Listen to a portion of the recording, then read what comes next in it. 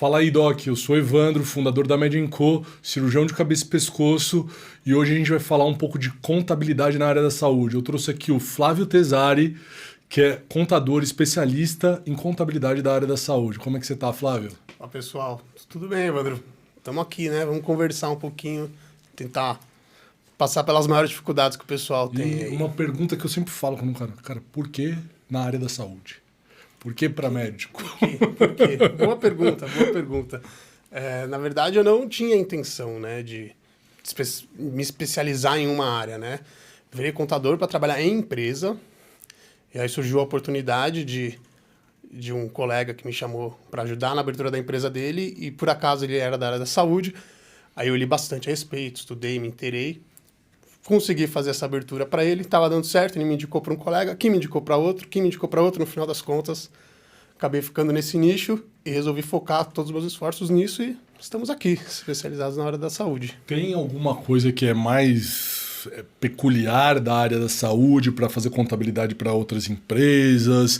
Tem alguma peculiaridade nessa área? Tem. A contabilidade em si, né, a parte societária da contabilidade, que é balanço, registro contábil, essa parte mais burocrática, é igual, porque segue as normas do CRC, que é o Conselho Regional de Contabilidade, segue as normas internacionais.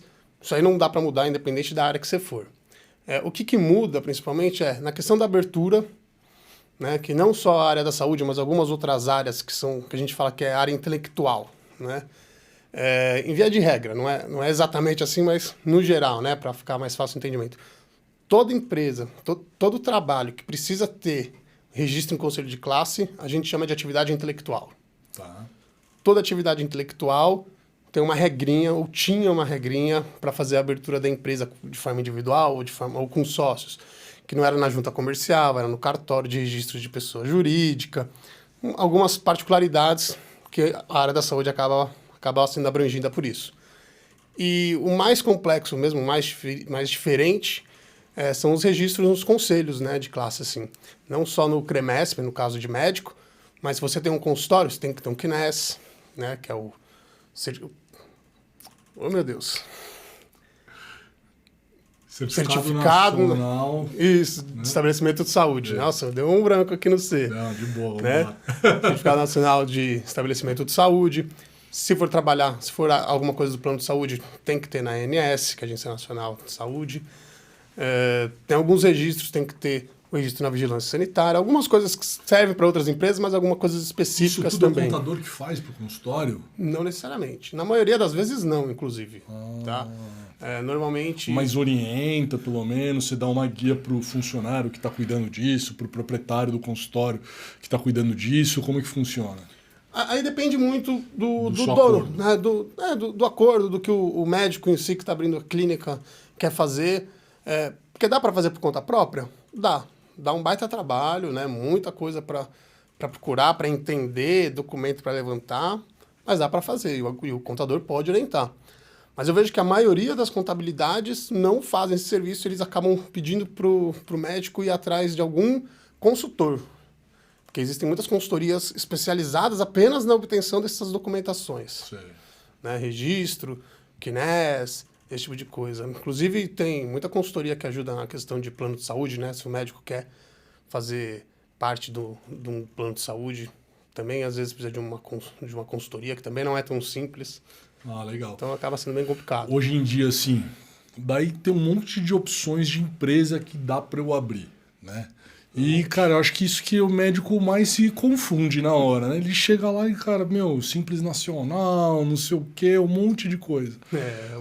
Como que funciona? Explica pra gente mais ou menos como é que funciona, o que eu devo fazer como médico, é consultório um jeito, só se eu for dar plantão é outro. O que você acha? Fala pra mim. É exatamente isso, é uma bagunça. Mesmo você sentando com o médico, dizendo, não com o médico, qualquer pessoa, né, que não entende muito da parte da contabilidade, né, da abertura de empresas, você vai explicar, é confuso mesmo. Mas eu vou tentar dar um overview aqui só para ninguém ficar com dúvidas. Vou começar do que a gente é mais procurado, tá? O que mais procuram são médicos recém-formados que precisam dar plantão em hospital. E os hospitais, agora praticamente 100%, não contratam mais pessoa física, contratam via PJ. Então ele precisa ter uma empresa, um CNPJ para receber. Então você é o médico. Aí você fala, tá bom, preciso ser um PJ. E agora? O que eu faço, né? Exato. Você vai lá no Google e coloca contabilidade para médico, abertura de empresa médica, alguma coisa assim, e sai ligando e perguntando. E aí você vai receber um monte de informação que vai mais te confundir do que te ajudar. Tem que ir com bastante calma. Muitas empresas já têm alguns métodos aqui. Cada caso é um caso, né? Tem que ser conversado e ver qual é a melhor maneira de seguir. Mas tem muitas empresas que já têm a receitinha do bolo e jogam, mas às vezes não se aplica para todos. Por quê? Existem os regimes de tributação, que a gente fala, né? Que é como que a sua empresa vai ser tributada, como que ela vai pagar imposto. O imposto da pessoa jurídica não é igual ao da pessoa física, que você é contratado CLT, tem lá aquela tabelinha progressiva que desconta lá no seu olerite todo mês, e no ano seguinte você vai receber um informe de rendimento e vai jogar no seu imposto de renda. Não é assim para a empresa. Tá? A empresa tem várias regras. Então, basicamente, são 3 tipos, né, de tributação que tem, de regime de tributação. Um simples nacional, que eu já vou falar um pouquinho mais dele, o lucro presumido e o lucro real. Tá. O lucro real, como o nome diz, é o lucro real da empresa. Então, você vai pegar todas as receitas da empresa, menos todas as despesas, você vai ter o lucro. Em cima desse lucro, você aplica as alíquotas de imposto. Esse é meio complicado para a empresa de serviços, porque a empresa prestadora de serviços tem muito pouca despesa, né? Então, assim... Seria mais para um hospital, por exemplo. E olhe lá, né? O hospital talvez pelo tamanho do faturamento, né? Porque quando a empresa fatura a partir de determinado valor por ano, obrigatoriamente ela tem que ser de lucro real. Tá? Mas aí é... Qual o valor? Salvo engano, 81 milhões ou 88 milhões. Não é todo hospital que tem esse faturamento, né? Faturamento não lucro. Faturamento? Talvez. Não lucro. Então, talvez tenha. Mas isso acaba... Mas essas regras que eu estou te falando servem para todos os tipos de empresa, tá? Empresa de capital aberto, obrigatoriamente é do lucro real.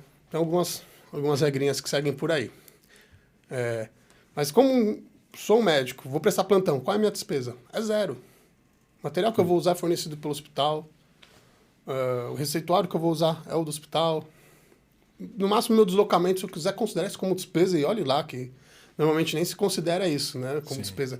Pode considerar, mas normalmente acaba... Porque é difícil de mensurar. É difícil de mensurar, exato, né? Então, você acaba não colocando. Então, você vai ter só a receita do seu serviço prestado, despesa 0. Então, é uma carga tributária muito alta, porque para você ter uma ideia, um lucro real, ele tributa entre 24% e 34% de imposto de renda e contribuição social, mais 10 e uns quebradinhos por cento de PIS e COFINS, mais o ISS, que em São Paulo é 5%. Não, em São Paulo é 2%. É muito imposto, cara. É muito imposto. Muito. Bate quase 50% de imposto. Exato. Né? Então, faz sentido? Melhor você ser contratado por pessoa física, que é 27,5%. Aí vem o lucro presumido. Então a gente descarta o lucro real, eu sempre falo, lucro real eu até explico mais ou menos o que é, falo, esquece, não é um negócio pra gente. Sim. Lucro presumido. Lucro presumido é o que eu vejo que a maioria das empresas são, tá? Por quê? Porque o lucro presumido, como o próprio nome diz, presumido. O que é esse presumido? É uma presunção de lucro. A Receita Federal, né, se é uma Receita Federal, ela trabalha que uma empresa de serviço, salvo algumas exceções, tem exceções tanto para serviço quanto para comércio, mas, no geral, empresa de serviço tem 32% de lucro. Então, de tudo que ela fatura, 32% é lucro. E aí, então, a conta para fazer a tributação você pega esses 32% do seu faturamento, independente da sua despesa ser maior ou menor, e aplica a base as alíquotas dos impostos. Tá? Então, acaba sendo um valor fixo. Né? Fica sendo sempre em 11,33%, somando o IRPJ, Contribuição Social, PIS e COFINS, e a parte, o ISS, que depende de cada município, varia entre 2% e 5%. Então, um lucro presumido, sua empresa vai pagar entre 13,33% e 16,33%. Isso aí é mais esquema, né? Isso. Já funciona melhor, né? É bem melhor, já. Com certeza. Esse já vale mais a pena que pessoa física. Sim. Então, já falo, PJ já vale mais a pena que pessoa física. Então, porque o médico, geralmente, ele vai ter uma capacidade de se enquadrar na pessoa física, né, numa tributação mais alta, né? Por causa da faixa salarial. De 27,5%, Né? isso, mesmo tendo aquela parcela a deduzir, ainda assim vai ficar bem mais alto. Nunca vale a pena, então. Nunca vale a pena. Nunca. Sempre que me perguntam, vale a pena CPJ ou CLT? Eu falo, cara, PJ, mas depende também. Essa pergunta também depende, né? Porque se você é PJ e alguém fala, quero te contratar CLT, vou te pagar a mesma coisa, ou ao contrário, você é CLT e fala, quero te contratar PJ pagando a mesma coisa, tem algumas coisas que você tem que ponderar. Na CLT você tem o FGTS, né, que fica lá acumulando, rende uma porcaria o rendimento do FGTS, mas está lá, guardadinho, você pode usar para bater de financiamento imobiliário, entre outras regrinhas que você pode utilizar esse FGTS. Se você é demitido, você saca o FGTS e ainda ganha 40% da multa sobre o saldo que você tem lá, você tem seguro-desemprego, você tem direito a vale transporte, muitas empresas têm vale refeição, plano de saúde, etc. Então, se você é CLT, ganha 10 mil reais por mês, alguém vira para mim e fala, sou CLT, ganho 10 mil, estão me chamando aqui para CPJ para ganhar 12 mil. Eu falo, será que vale a pena? Vamos pôr na ponta do lápis? Tem o FGTS, tem o 13º, férias remuneradas. PJ, eles vão te pagar as férias remuneradas ou só vão pagar o tempo que você vai estar lá? Então, tem que ter essa conta. Mas agora você fala assim, ó, eles vão dar 10 mil para mim, né? Eles vão ter um custo de 10 mil comigo. Né? Não é que eles vão dar 10 mil para mim, eles vão ter um custo de 10 mil comigo. Vale a pena ser CPJ ou CLT? Vale a pena ser CPJ. Porque em questão financeira você vai receber mais do que você sendo CLT. Agora, se for o equivalente em valores para você receber, aí tem que pôr na ponta do lápis. Mas sim, PJ vale mais a pena que CLT em via de regra. Acho que desde o começo que eu comecei a trabalhar, dar plantão, essas coisas, sempre foi PJ, cara. Sempre foi PJ. Existe, mas a questão de ser PJ é benéfico para a empresa, né? Para o hospital, no caso, né? Existe, o pessoal sempre fala que tem uma pejotização dos serviços, né? É uma briga que existe até com o pessoal que é a favor das melhorias de leis trabalhistas, né? Endurecimento contra essa pejotização. Porque é muito fácil, eu sou uma empresa, não vou correr os riscos trabalhistas de qualquer coisa, de um funcionário me colocar na justiça porque ele entendeu que eu fiz alguma coisa diferente, ou eu mesmo cometer um erro e ter que pagar uma multa por causa disso, ou qualquer outro problema que afaste o funcionário, eu acabo ficando com uma despesa com um funcionário afastado e alguém para substituir. Tem todos esses riscos e é muito mais prático eu pagar para uma empresa e falar, vem cá, não gostei, ó, troca, no dia seguinte trocou, qual é o meu gasto? Zero, continuo pagando o que eu estava contratado, a empresa que foi contratada, que é a terceira aqui, que vai arcar com esses riscos. É muito fácil, e fora que eu não vou pagar INSS, não vou pagar FGTS. Sim. Né? Para a empresa eu acho claro, né, as vantagens.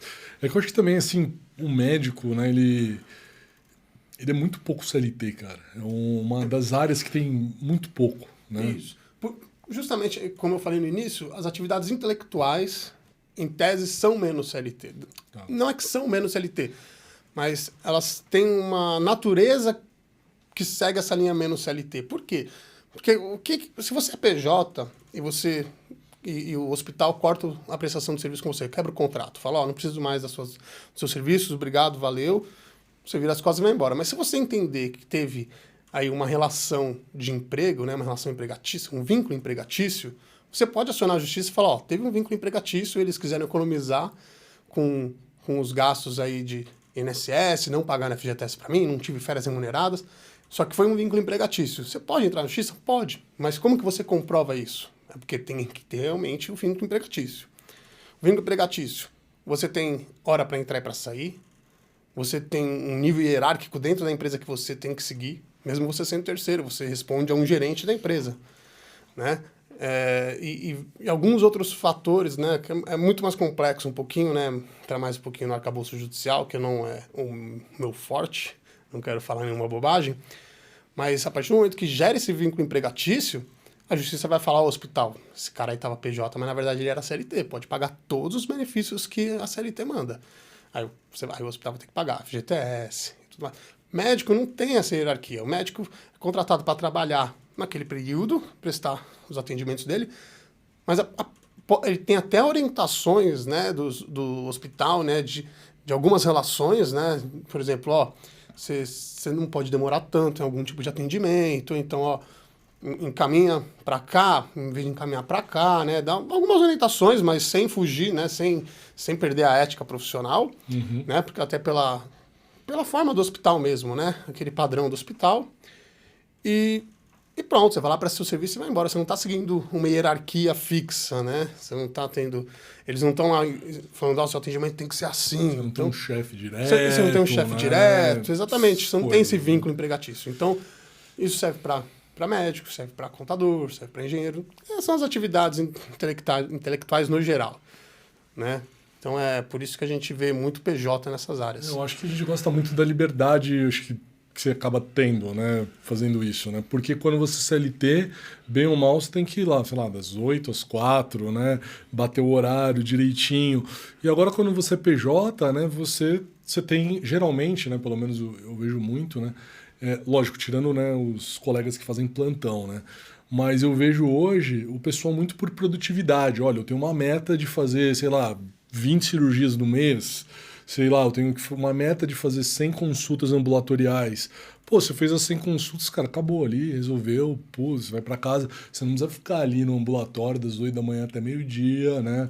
Esperando, não sei o quê. Não, você não tem essa obrigação, entendeu? E eu acho que essa liberdade, né? O médico, geralmente, que é um cara que trabalha em 2 milhões de lugares, né? Ele gosta de ter. Então é por isso que eu acho que não deve ter muito esse caso do pessoal querer processar o hospital, essas coisas, porque ele gosta da flexibilidade. Eu desconheço qualquer caso desse Eu também sentido. não tenho nenhum amigo que tenha feito isso, passado por isso. O pessoal sai, termina contrato PJ, vai, vem, mas eu nunca vi, não, vou processar esse hospital por conta disso. Então, uma coisa isso eu vejo muito em escritórios administrativos, no geral, de qualquer tipo de empresa, né?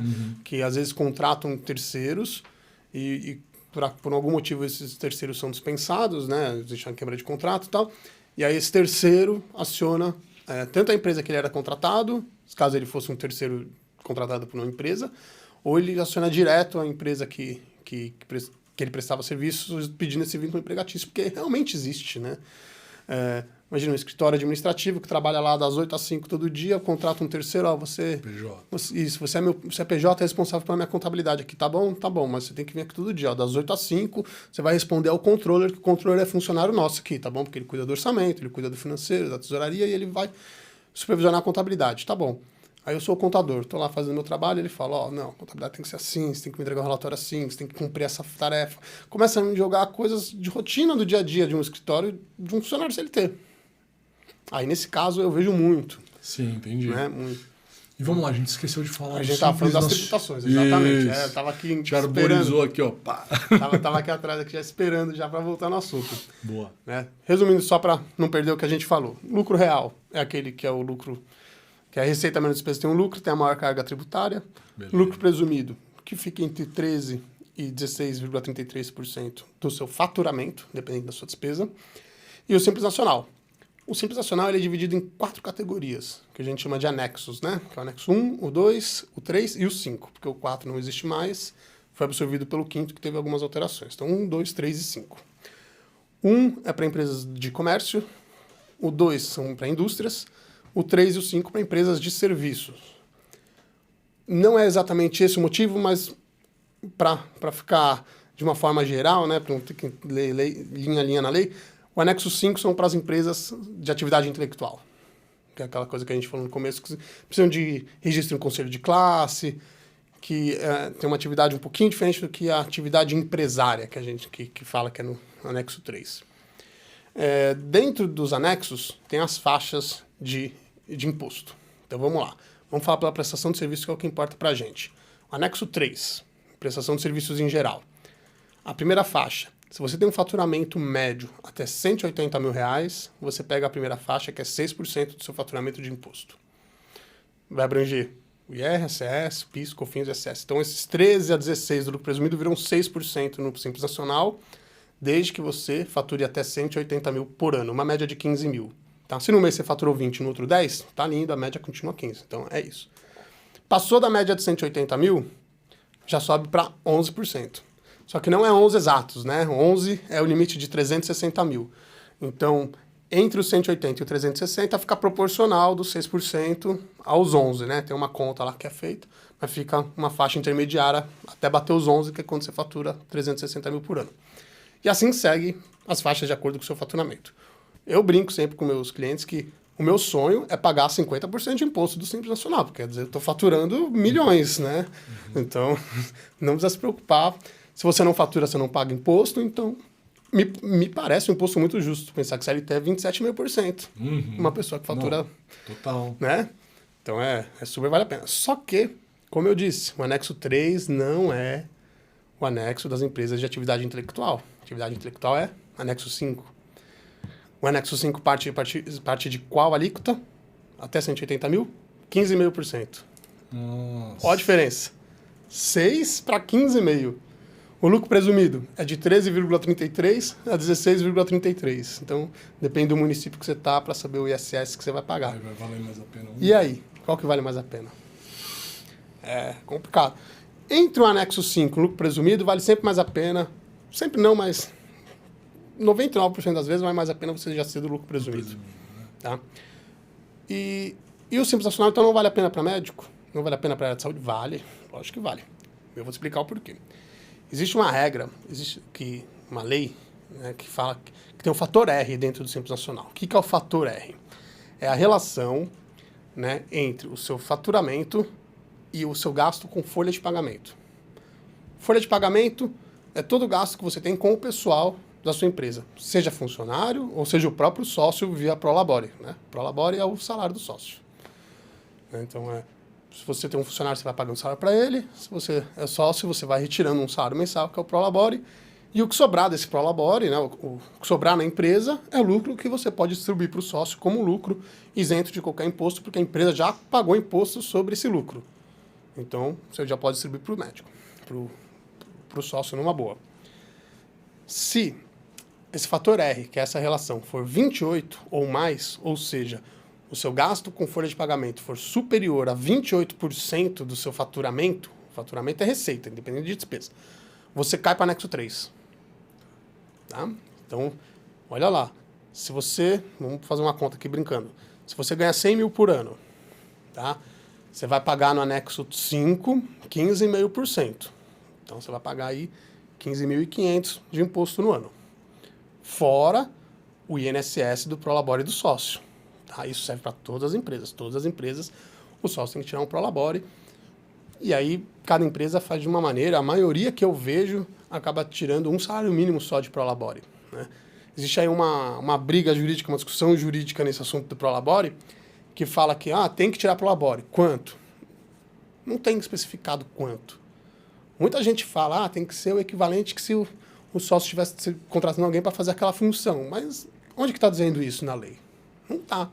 Então, muita gente acaba usando um salário mínimo, acaba fazendo essa contribuição de um salário mínimo para o INSS. Ninguém nunca vai se aposentar, né? A gente sabe que não dá mais para se aposentar, mas fica com essa contribuição para eventualidades, né? Algum auxílio saúde, né? Se precisar de algum orçamento, se for uma mulher, algum auxílio maternidade, acaba tendo essa contribuição, acaba podendo contribuir.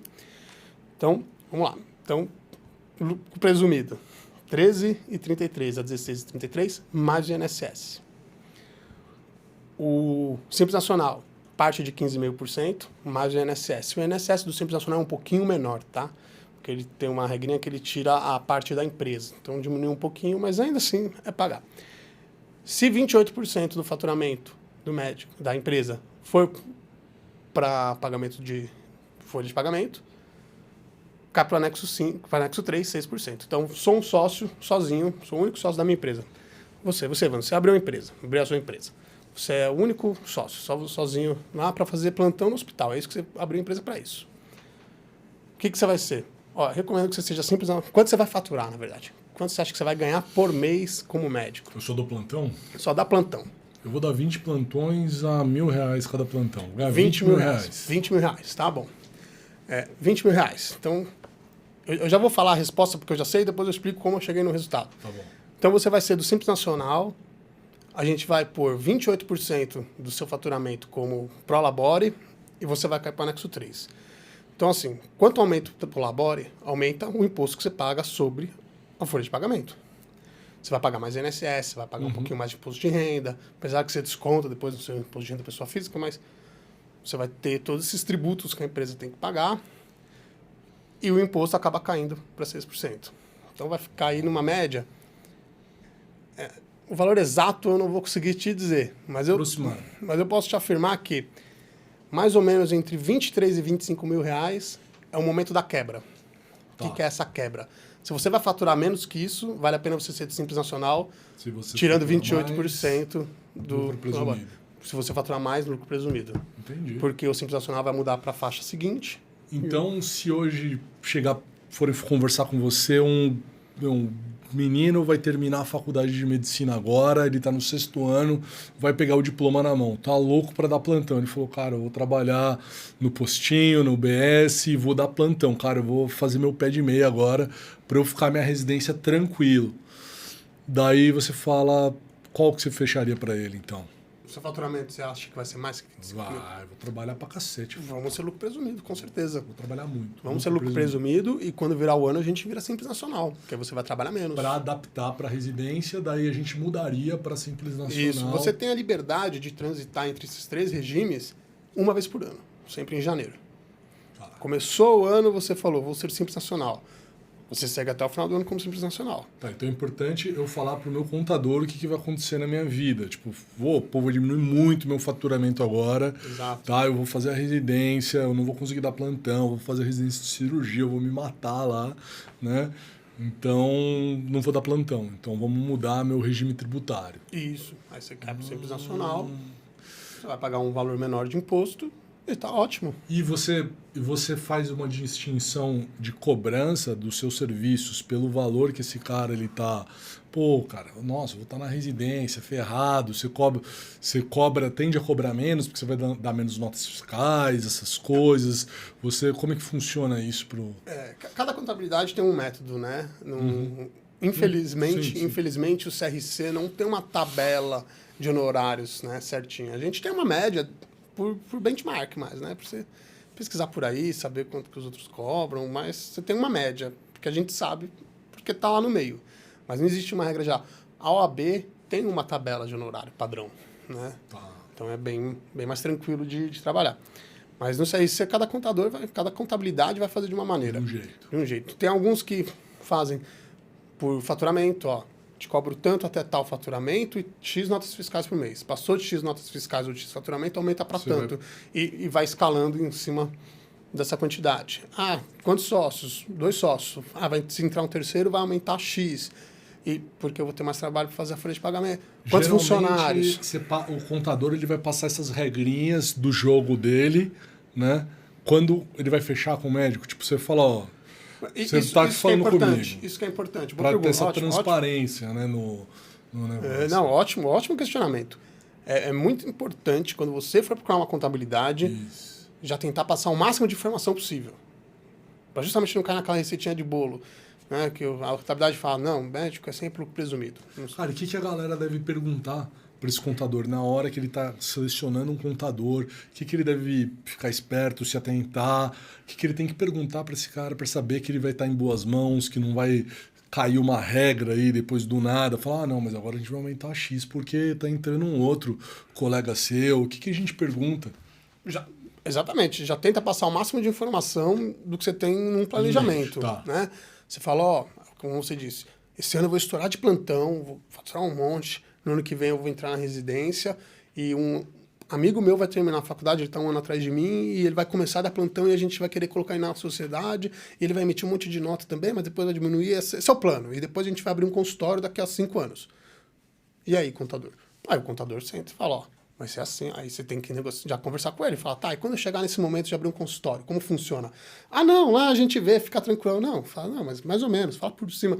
Tenta dar uma sondada do que ele já tem em mente, né? Como que ele trabalha, até para você não ser pego de surpresa depois, né? Sim. Então, E pegar cagada na contabilidade, velho? Dá para pegar esse tipo de coisa? Um médico olhando isso assim... que eu falo, o médico vai bater... O médico fala, meu, tem alguma coisa errada aqui, cara. Eu tô pagando muito imposto, não sei que situação daria para ter nessa... Aí depende do envolvimento que o médico vai querer ter com a sua contabilidade, né? E eu posso afirmar com toda certeza que a maioria só quer receber a guia para pagar o imposto e segue a vida. A maioria, e não só médico, isso é a maioria de clientes no geral de contabilidade. Tá? Mas é legal você conversar com o seu contador, saber o cálculo do imposto que você está pagando. Né? Essa conversa que a gente teve agora, bem por cima, desenhar, colocar no papel, falar, ó, você está faturando tanto, tal. pedir, de repente, eventualmente, um demonstrativo. É que aí cada contabilidade disponibiliza alguma forma para a empresa, né, para o seu cliente, algum relatório, ou às vezes só uma fala mesmo, é que aí depende da relação, né? Não consigo generalizar isso aí. Mas é importante você saber, se você sabe que você é do lucro presumido, que você vai pagar 13,33% de imposto, você emitiu 20 mil de nota, poxa, por que tá vindo aí 8 mil de imposto? Você fala, peraí, ó, tá certo esse imposto aqui, tá esquisito. Então, por que veio R$500 de imposto? Não é 13 que eu pago? Aí você falou, e aí contabilidade? Vale a pena questionar. Né? Boa.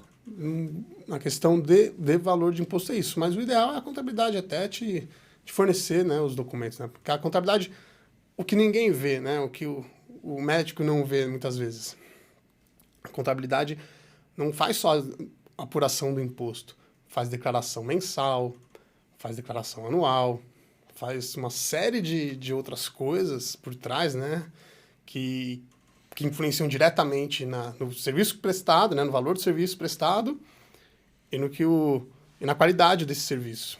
Com certeza.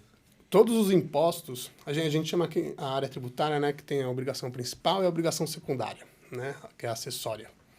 A principal é o pagamento do imposto. Eu gero imposto para você pagar, essa é a obrigação principal. E qual que é a obrigação acessória? É eu mostrar para a Receita Federal como que eu cheguei nesse imposto. Então, para cada imposto, eu tenho uma declaração acessória. E RPJ, CSLL, eu faço a declaração do imposto de renda da pessoa jurídica, que hoje em dia é a ECF, a Escrituração Contábil Fiscal. Uma vez por ano eu vou lá, detalho bonitinho, todos os meses que eu tive pagamento de imposto, qual foi a minha memória de cálculo, quanto que eu gerei de receita e tal, e mando para a Receita Federal. PIS e COFINS, eu tenho a ECD, que é a Escrituração de Contribuições, né? ECD, Contribuição Digital. ECD, que eu mostro... EFD, isso, Escrituração Fiscal Digital. De contribuições, EFD Contribuições. Que eu mostro lá qual é a base de cálculo do PIS e COFINS, se eu tive crédito para diminuir, se eu não tive e tal, para até chegar no valor que eu tive que pagar. Então, cada imposto eu estou mostrando toda a memória que eu fiz para chegar naquele valor. Estou mostrando isso para a Receita Federal. E tem uma declaração, que é a DCTF, que eu indico todos os DARFs que eu paguei, que a empresa pagou. Então, a Receita Federal vai fazer 2 cruzamentos de início. Ela vai pegar todos os DARFs que você pagou, de fato, e ver se você colocou o nome desse TF se bate o valor. Ah, bateu, legal. Agora deixa eu ver se esse valor bate com o que ele me mostrou na memória de cálculo. Oh, bateu, legal. Mas como a Receita Federal sabe que a sua receita é aquela mesma que eu estou indicando na memória de cálculo? Porque aí tem uma outra declaração, que é o SPED contábil, que eu mostro toda a contabilidade, todos os lançamentos.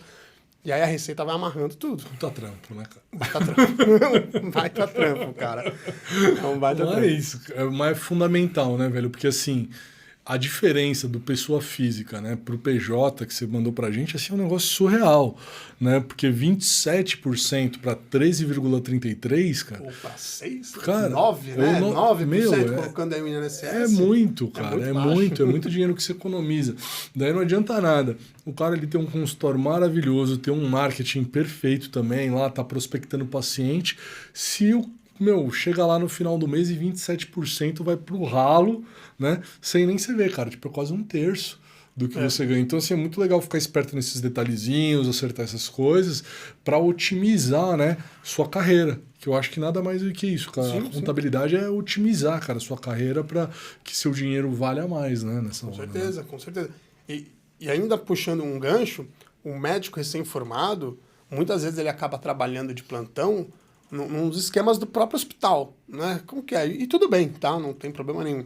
O hospital, às vezes, tem um médico, um grupo de médicos que são bem familiarizados ali com a equipe, eles têm uma empresa e eles absorvem o médico recém-formado para ele poder dar plantão lá. Absorvem de 2 formas, ou colocando ele como sócio da empresa lá com 0,01%, ou eles começam a pagar um valor para o médico e fazendo o desconto do imposto dos 27 mil por cento do imposto de renda, como se fosse um pagamento mesmo de serviço prestado pessoa física. Sim. Então, o médico tem essa abertura? Tem, mas só que vale a pena. Exato, Né?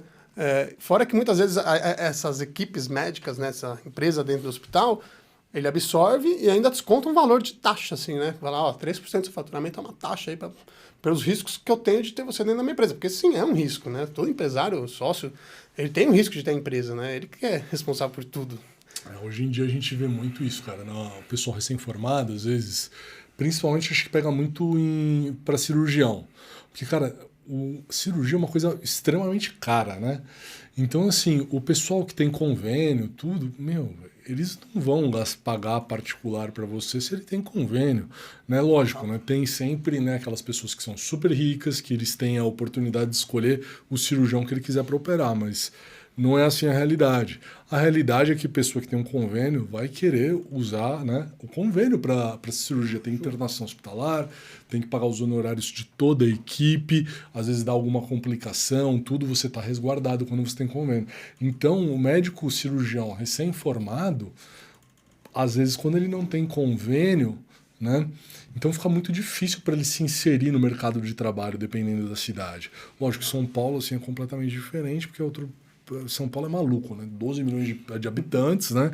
Enfim, né? Dá para você se virar de qualquer jeito.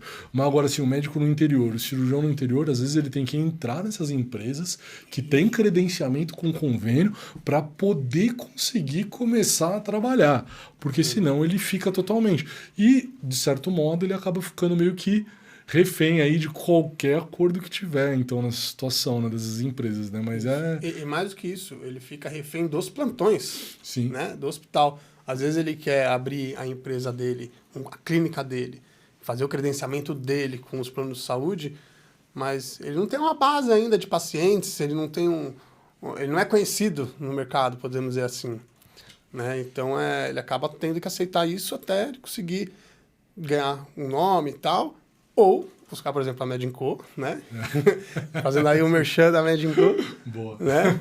Que você aluga, faz por uso e consegue, aos poucos, se livrando aí do plantão e construindo a sua base. Isso que eu acho. Eu acho que é básico para qualquer profissional hoje, independente da área, de tudo, tem que investir no próprio nome, cara. Tem que investir na própria carreira. Você tem que investir nessas coisas. Se você for ficar dependendo de grupos, de equipes, tudo, de convênios, de hospitais, cara, você fica refém. Entendeu? Então, assim, quero dar plantão? Dá plantão, lógico, né? Isso é importante, você vai ganhar dinheiro. Mas, cara, nunca esqueça de fazer o teu nome, né? Faça o teu nome, porque isso, cara, ninguém tira de você. O seu nome você fez, a sua carteira de pacientes, seus clientes, eles vão gostar de você, eles vão voltar com você, eles vão te indicar, né? E se você, cara, abdicar disso, você tá abdicando da coisa que te dá mais segurança, eu acho, na profissão. Que é isso, seu próprio nome, né? Enfim. Exatamente. Mas, Flávio, cara, obrigado pelo papo hoje. Eu aprendi um pouco, não aprendi muito, porque é muita coisa. Tem muita coisa ainda. Muito legal. A gente fala, outro dia a gente combina uma outra conversa, você vem aqui, a gente dá uma aprofundada em alguns outros temas que você achar legal, mas eu aprendi bastante, cara. Obrigado, viu, velho, pela sua presença. Tamo junto, obrigado pelo convite e estou aqui disponível sempre que precisar, só chamar. Valeu, meu velho. Valeu.